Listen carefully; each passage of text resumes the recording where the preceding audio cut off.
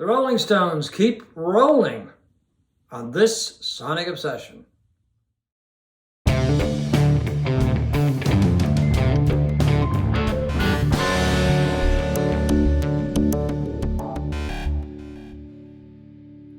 Hi folks, right here is John Whidden, right over there is Steve McLeod, and this is This Sonic Obsession. Today we're going to look at the Stones' new album, the Rolling Stones that is, and it's called Hackney Diamonds. A word or two later on the cover art, but first off, let's get right to the music on the record. What did you think of it? In a word, I was surprised. In a good way. Okay, in a good way. And I'll explain what I mean. I just haven't cared much for what the Rolling Stones have done since probably 1981, when Tattoo You came out, or Some Girls in 1978. I just haven't been very thrilled by much of what they've done. I just think this album had no business being as good as it is. Oh, okay. When you take into account the age of these guys. Well, there you go. Mick is 80. Keith is 79. 79. He'll be 80 in December, Ron I believe. Wood is 76. 76. I mean, they're well past their best before date, you would think. Well, you would think, but... And I was just really kind of blown away by how good this album is. Oh, okay. It's vibrant. It feels youthful in a Stones way. It's still the Rolling Stones. Yeah. Full of energy, full of great playing. And I don't know how they managed to do it. Now, they do have a very young producer. Yeah, he's Andrew Watt. 31 or 32. Oh, I saw conflicting ages, but anyway. In his early 30s. Yeah, let's put it that way. And he's produced people like everyone from Justin Bieber to Pearl Jam. He's a very much in demand young producer. And I don't know whether he's the one that injected the youthful exuberance in this record or not, but... I mean, to me, it's the best thing I've heard from the Stones in 40 years. Yeah, I think a lot. You got to give Andrew Watt, I think, a lot of the credit. Sure. Because here's a guy in his early 30s dealing with these guys. I mean, really, they could be his grandfather. I guess great-grandfather. Well, okay, I'm not going to do the math right now. They're a lot older. Let's put it this way. But yeah, they brought somebody brand new aboard to produce them. Don had worked with them for a number of years, but anyway, those sessions didn't work out, so they brought in Watt. And yeah, I think he's probably the guy who just gave them that extra push. I did see a quote somewhere in my travels. Jagger had told him, or had said to somebody, and word got to Watt, he didn't want Sticky Fingers again. They didn't want to do Sticky Fingers. They wanted to do something else. And I think Watt has given them a new modern sound. I mean, it is a little polished in some places. If I have a criticism of the album, it's that. It doesn't have, I mean, I would have loved to have heard another Sticky Fingers. It's like Clean Fingers or something. Yeah. It's so bright and modern sounding, but at the same time, it is a very vibrant wonderful record. You know? I don't know how to describe it other than that. It doesn't have the grit of Exile or the classic period of Stones albums, which you associate with the sound of the Rolling Stones. And I can only assume it's Watt's production of this album that gave it this sort of very clean, very bright sounding, but not in a bad way. No. I mean, he said, I got a quote from him here. He said, Andrew Watt, "I hope what makes it fresh and modern comes down to the way it's mixed, with focus on low end and making sure the drums are big. But the record is recorded like a Stones album. It does have a big drum sound with Steve Jordan on drums. We should also add that this is the first recording that the band has done since Charlie Watts passed away. So he is on 2 tracks on the album.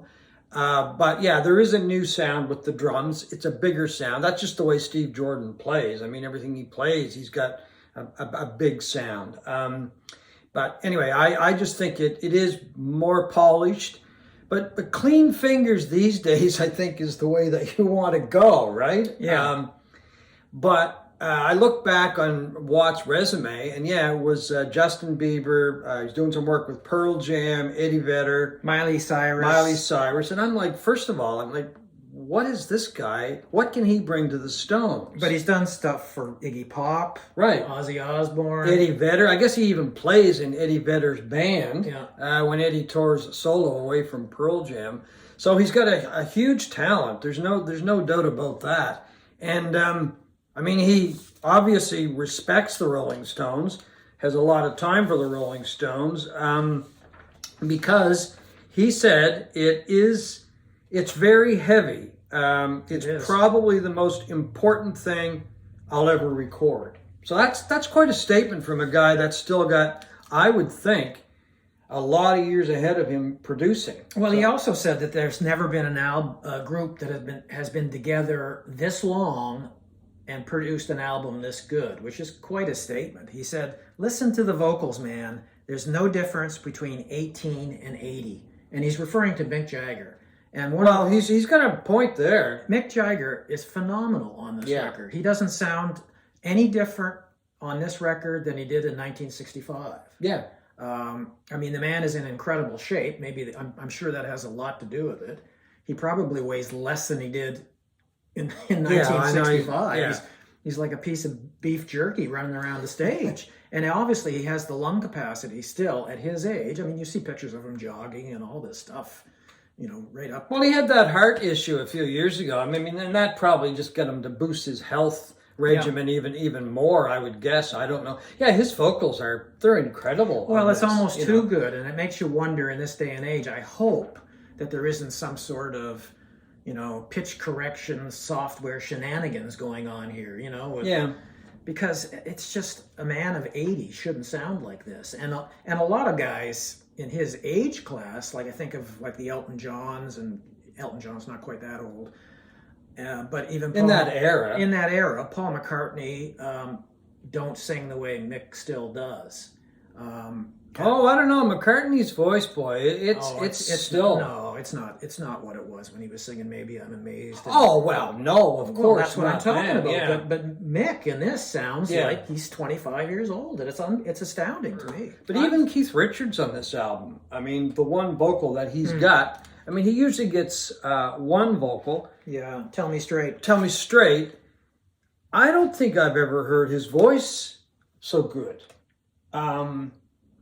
He doesn't have that crusty voice that Keith normally has, even when stuff that he was doing with the Expensive Winos.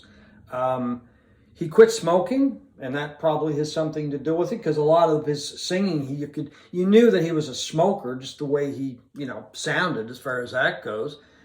He sounds very healthy. There's a lot of emotion in his voice. So yeah, I mean, I think a lot of it is these guys, I don't know, they're just healthier, I guess. But yeah, they shouldn't be able to sing and play this well at that age. My father was 83 when he passed away. I mean, I can't imagine seeing my father up on stage just a few years before he died, even moving like that, or even in his lifetime, as far as that goes. Anyway, so as far as individual tracks on the album, I'm just gonna. A couple of my favorites are "Dreamy Skies," which is kind of the country influence tune. There's nice slide guitar on that. Oh, beautiful slide guitar. I'm assuming that's Ronnie, right? I would think so. Somebody said something about Keith playing a National. I saw National guitar online, but I'm pretty sure it's Ronnie, because Ronnie's a fantastic guitar player, and his slide playing, I put him up there with the greats of slide guitar. He is, to me, in the same category as Sonny Landrath, Derek Trucks, people like that, because he's a phenomenal slide player and doesn't get his due. And on this album, on Dreamy Skies, I think his playing is it's just great. It's top drawer. I like the song too, but I like that when the Stones try to get a little bit country, a little bit of country blues in there, and it always works. It's always worked, yeah. Yeah, and they, even when Jagger sings in that twangy, fake Nashville, well, he kind of puts it on. He puts it on, and it kind of works. Yeah, exactly. I think one of my other favorite songs is "Tell Me Straight" by Keith Richards. I'm not as high on that one as. Oh, I really like Keith's singing, and as I said earlier, his vocals on this are really good. It's just very emotional as far as that goes, and I also love the Sweet Sounds of Heaven. Yeah, I think that's my favorite. How could you not love the song? It's like a future gospel music classic. You know, the kind of song that, you know, black choirs at black churches in the south of America will be singing in services at some point. Like it's just I don't know how they came up with this. It's unbelievable, and of course Lady Gaga. Takes she's a lot of the credit for that. Yeah, I mean, she's just superb. She's like, she steps in where Mary Clayton had stepped in for "Gimme Shelter" years ago. But I guess she was in a neighboring studio and they were recording it, and they just asked her to come in, or she asked to go in, and anyway, she ended up on the song, and boy, does she belt it out.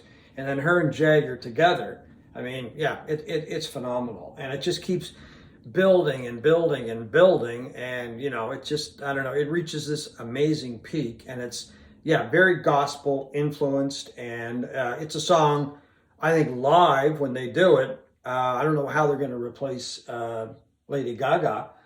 I'm sure they'll use one of the backup singers that they've used over the years, somebody like that to join in, but she adds a huge amount to the sound of this song and the emotion of the song. And that's really what it's all about, right?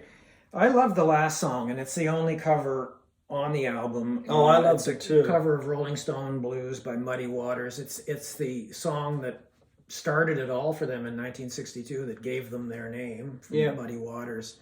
And I think that if this ends up being their last studio album, because you don't know, I mean, Jagger's making noises like they're ready to go back into the studio almost, but he's very playful in interviews, and you don't know whether you can take what he says as gospel. But if this ends up being their last studio album, it's the perfect closer to their unbelievable 60-year career. Yeah, because it's kind of where it all started. It's back to where it all started. Yeah, you know, it comes full circle, right? Yeah, the rest of this album is modern.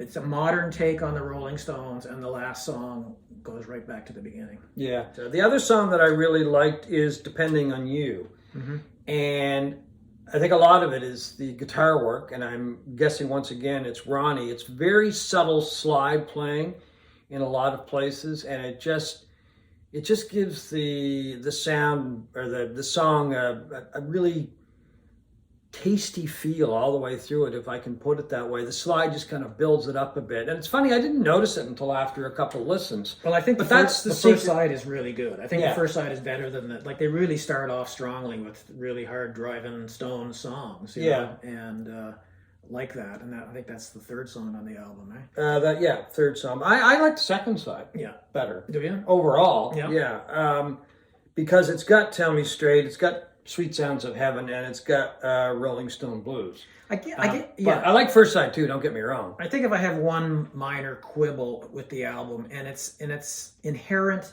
to guys of that age making an album at 80 years old, and it's the subject matter. You know, to hear Keith Richards singing about "Tell me straight, do I have a future?" You're thinking, no, you don't have a future. and he's talking about a relationship. You know, an 80-year-old man talking about things of that nature that a much younger man would be talking about sort of doesn't ring true. Obviously, it doesn't ring true. But at the same time, what's he going to sing about? Well, but if you had made that point 20 years ago, you know, my reaction would be the same. Probably not much of a future, Keith. Who would have thought? Yeah, I know. Right? I know. And I mean, an interesting quote from Keith. And he looks better than ever, by the way. Oh, I know. He looks fantastic. That's what happens, I guess. I'll come back to quitting smoking. Given the normal pattern of things, we will probably be on the road next year. That's a quote from Keith. So next year is, a few months away. But, I mean, if they tour again, that's amazing. If they record again, that's amazing as well. But I wouldn't be surprised. I really wouldn't be. Oh, God, no. They're gonna go until one of them drops. Well, the reception to this album has just been incredible. Yeah. I mean, except for Pitchfork. Oh, really? I didn't see a bad review on Pitchfork. Pitchfork gave it 4.5 stars out of 10, calling it, quote, a bunch of hackneyed duds polished until the character has disappeared. Whoa. Yeah, well, it's Pitchfork. Yeah. I mean, the stuff that they push sometimes makes you scratch your head. And, I mean, that is just somebody trying to be cute. Well, maybe The Guardian in England, though, called it their best album since Some Girls in 1978. Yeah, and that's kind of the way I'm leaning. Yeah, I think it's the best album since Steel Wheels. I really liked Steel Wheels. I think that's a fantastic album. Doesn't get its due. That might be related to that was the year that I saw them when it came out. First time I ever saw the Stones. So I have a special place in my heart for that album and a special place for that era because, as I say, that summer, because that's when I first saw them. Well, I think it's probably best to leave the future of the band, more comments to Keith as far as recording and touring. And this is a quote from Keith. Man, I've never even come close to thinking of wrapping up the Rolling Stones story. We plan to keep working. I know we're going to work next year. Making music is still quite exciting for me, as this album shows. I hadn't realized how long it was since our last album, I think 8 years ago or something. It's funny how time flies, man, but I'm enjoying the process of releasing a new record and seeing what happens. But don't be surprised if they come up with a new album. Well, Jagger is saying, it was a great interview in The Guardian the other day, and he was talking about how long they can continue doing this, but he was suggesting that they're not ready to quit. He said, you just got to keep writing. Before we leave, we want to talk a little bit about the album jacket and the art that goes with it. And it is, in my opinion, the ugliest album cover art I have seen, well, that I can remember seeing. I'd have to go through my collection to see if I've got anything quite as ugly. I don't know what they were thinking. I was just going to say that. I don't know what they were thinking. Like, to me, at this stage in their career, they should have hired somebody like Annie Leibovitz, take a beautiful portrait, cover shot of these 3 weathered old mugs, and put it on the cover. And they're the Hackney Diamonds. Despite all their battering and the wrinkles and all of that, they're still shining brightly on this album. And I think that... Well, they should have called you for consulting. No kidding. Yeah. I mean, they should have done something like that. It's a historical document of where they are in their career and their life. And she would have done wonders with that instead of whatever the hell that is. Yeah, well, it's a diamond being smashed, I guess. I don't know. That's what it looks like. But the whole, even the inside sleeve is just, I don't know. It's the Rolling Stones tongue, obviously, but is that what it is? Oh, okay. I think so. That's what I see. This anyway, is the Rolling Stone tongue that I like right here. Yeah, but this is a group rather that has done like just incredible, eye-catching and very artistic cover arts in the past. Exile on Main Street, Sticky Fingers, even Tattoo You. Let It Bleed is a great cover. Let It Bleed is a great cover. So anyway, I'm not sure what happened. Maybe they were putting all the energies into the sound because they did a fantastic job with the sound of the album. Not such a great job with the art. So we should also mention that Paul McCartney plays on the album, plays bass on a track called Bite My Head Off. Kind of a buzzy, fuzzy sound to it.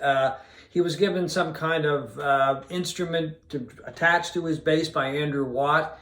Gets a sound that you kind of reminiscent of something you might have heard on the White Album by the Beatles. So he's one of the guests on the album. Other guests, as we pointed out, include Lady Gaga, Elton John's on the album, and Stevie Wonder shows up on the album as well. So anyway, our look at Hackney Diamonds, both of us think it is a fantastic album.